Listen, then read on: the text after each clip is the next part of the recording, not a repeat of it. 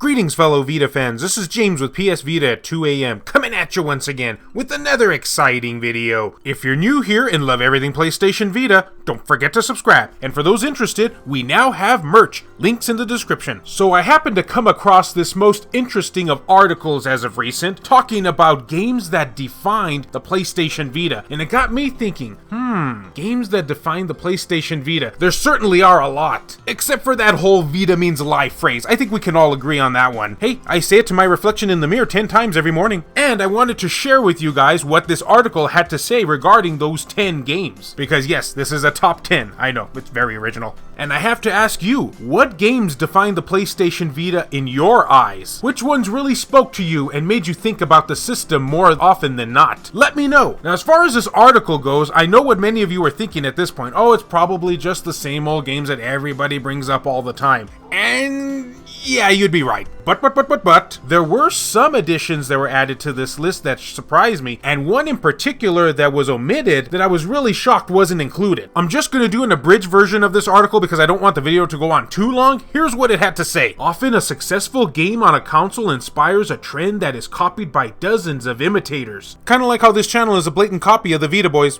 Oh, my secret shame. Helping shape the trajectory of the hardware beyond what was initially envisioned. The best example I can think of this is Wii Sports. That ushered in an era of motion controls and inspired a sea of motion-based mini-game collections on the Wii that ultimately became a big part of its legacy. For better or worse. Mostly worse because I freaking hate motion controls. Or other examples include games like Final Fantasy and Metal Gear Solid, influencing demand for JRPGs and stealth action games on the PS1, and Halo, demonstrating what FPS games could achieve on the original Xbox. While the PlayStation Vita didn't receive any genre-defining software such as those listed above, despite Sony's best efforts to usher in a new era of controls with the front and rear touchpad, it did receive games that influenced various things that about its direction going forward and ultimately turned it into the console it is today, which as many of you know, is one I love to bits. It's these games I'm going to analyze in this article, titles that help shape what Vita became by various aspects of the way they were designed, the way they were released, or just their general success leading to other developers trying to reproduce their triumph. Whew, that was long. Okay, now I'm gonna do the abridged version. First game, Uncharted Golden Abyss. When Sony's Uncharted spin-off landed on Vita as part of its launch lineup, it brought with it promise, console-quality graphics gaming on the go. And this was a mantra that very much influenced the first couple of years of the handheld's life, whether it be AAA original titles like Assassin's Creed 3, Liberation and Killzone, or ports of current-gen releases like Mortal Kombat and Ninja Gaiden Plus. Second game, Ultimate Marvel vs. Capcom 3. This may very well be the most controversial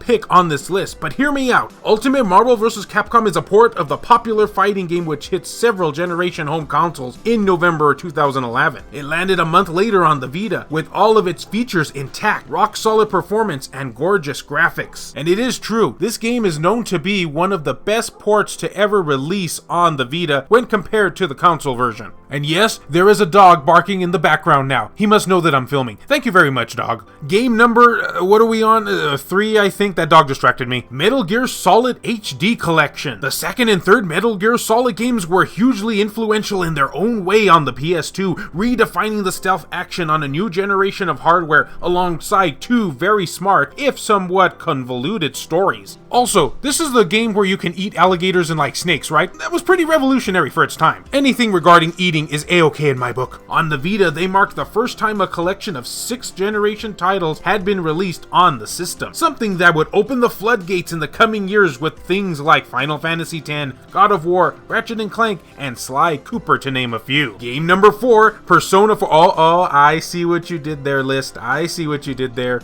Persona 4 is number 4. It's very clever. As one of the Vita's best-selling titles, 1.5 million copies worldwide, Persona 4 Golden could have made this list on that basis alone, but its influence goes far beyond this. In Japan, it boosted Vita's hardware sales significantly upon its launch, while its Western release marked one of the first significant Japanese localizations leading to the wave that was to come for the next half of the decade. And in my personal opinion, this is one of the games that really did make the Persona series a household name. Oh, and it ushered in the waifu war. We can't forget the waifu wars. Now remember how I said that I was kind of surprised by some of these picks? Well, this is one of them, Sound Shapes. Sound Shapes is pretty much a triple whammy of influence on Vita. For starters, the Sony-published 2D platformer set a high bar for its genre on the handheld.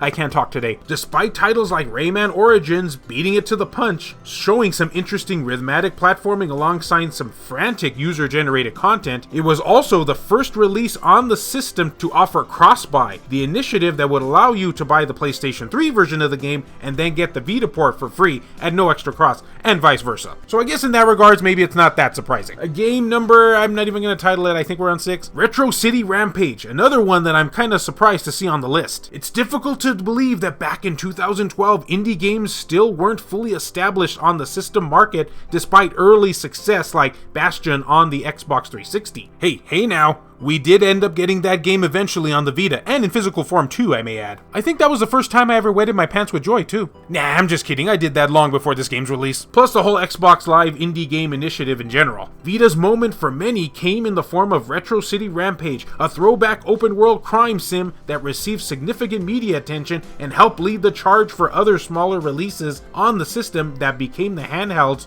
bread and butter for the next 5 years. And we all know PS Vita is an indie powerhouse. Game number 7, Soul Sacrifice. I've talked extensively about how Monster Hunter's absence had a huge impact on the Vita's trajectory. Oh, did you now? But it did present an opportunity for other developers to step and capitalize on the gap in that market. Hey, remember, it's all about ripping people off, just how I said with the Vita boys. While Lord of Apocalypse, which is a pretty cool game, started this available at the Japanese launch, Ragnarok Odyssey was the first to hit the Western shores. I'd argue that Soul Sacrifice was the most influential. Well, I would say it was definitely the most popular of the Monster Hunter clones. And with good reason too, it's awesome. Game number 8, Danganronpa Trigger Happy Havoc. While Danganronpa originally found success on the PSP, it came into its elements on the Vita, boosted by the success of the associated anime series. This popularity helped the game to be noticed by Nipponchi Software America, or NIS, who localized it for Western audiences, where it sold 200k copies between the first 2 entries. Not bad for a system not a lot of people owned, which in turn has pretty much led to the explosion of the English visual novel support on the handheld, ranging from science fiction adventures like Steins Gate to other series like Otome games like Code Realize, which featured many husbandos. See? James can say husbandos too sometimes. He can also talk in the third person for absolutely no reason. And yet, it's got a point there. Game number 9, Sword Art Online Hallow Fragment. While anime games were already a dime a dozen on Vita before Hallow Fragment's release, it was this title that truly opened the floodgates for the following years thanks to its successful run, both domestically and abroad. 450k copies sold. Wow, I wasn't aware of that. More than this though, Hallow Fragment at the forefront of the Asian English Revolution, it was initially announced to be getting an English transfer in Asia before its worldwide release, while that region remained the only way to get a hold of a physical copy. Okay, so I get what it's saying here. Essentially, this game is what kind of made the whole Asian English release a thing on the Vita. So, okay, point well taken. Game number 10, Minecraft, because you just can't have a top 10 list without a Minecraft game stuck in there.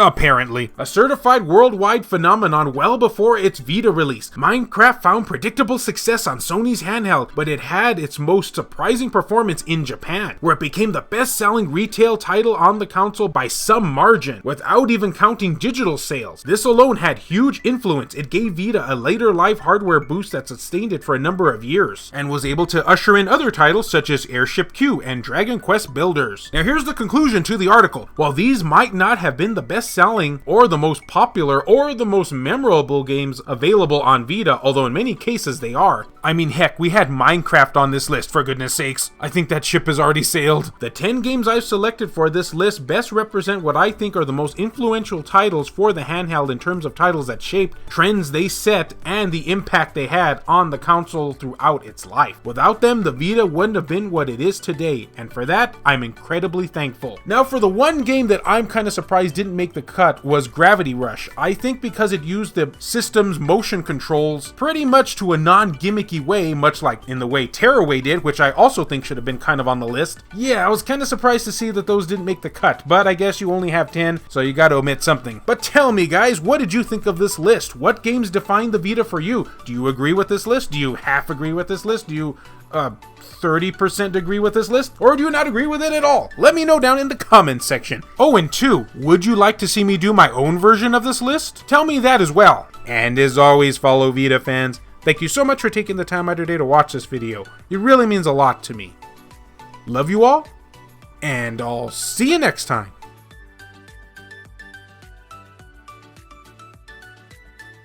This video has been brought to you in part by all of these wonderfully generous people who help make this content possible, including Makis Blob, B Mystery, Matt Fox, Reiko Star, Neo Arashi, Milk Sama, Gutter Drums, Hemdall Imbert, Wendy K, David Ray, Phantom XRS, Saul Ramirez, Kyle Brooks, JR, E-Rock, Per Sterner, Adam Thury, Skulshire Tugul TCG, BMF, Clayton Malarkey, Joshua Williams, Jared Haddo, Kevin Enright, Heston Joseph, Aaron Swanson, Rodrigo Vera, Hero Acer, Adam Sondi, PS Vita S, Richard Cruz, Lori Sweeney, Jelle, Mario Cruz, Larry Anderson, Silica, Burzin Mystery, Juan M. Hermosillo, Eric DeWitt, Tasha Monti, and Ronan Elganto. If you would be interested in supporting the channel and seeing your name on this end screen here, then don't forget to check the links down in the description below. I have numerous ways for you to do this down there. You know what other game should have been on this list? Senran Kagura. It too did, things on the Vita.